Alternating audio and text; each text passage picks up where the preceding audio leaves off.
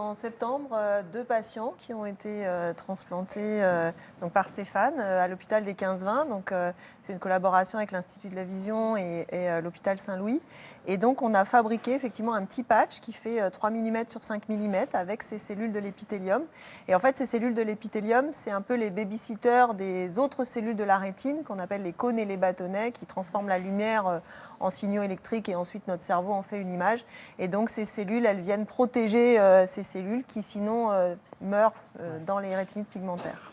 Et Stéphane Bertin, donc vous êtes l'investigateur principal de cet essai, chirurgien en charge. Vous avez mis au point la technique d'intervention qui est très particulière pour la pose du patch.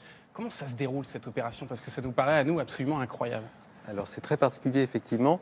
On a dû développer pour pouvoir injecter. Alors c'est une thérapie cellulaire, mais c'est aussi une thérapie tissulaire en réalité, parce que le petit patch, c'est pas un ensemble de cellules en suspension.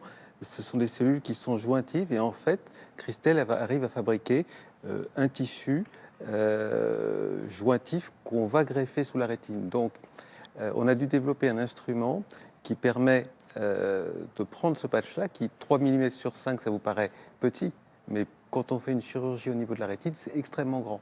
Donc, on a inventé un appareil qui permet de le réduire et de le rouler un petit peu comme un tapis.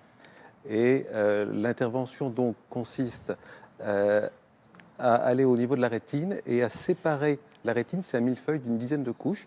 Ouais. On crée ce qu'on appelle exactement un décollement cérétinien qui va créer un espace entre l'épithèle pigmentaire, qui est la couche qui nous intéresse, et la rétine neurosensorielle.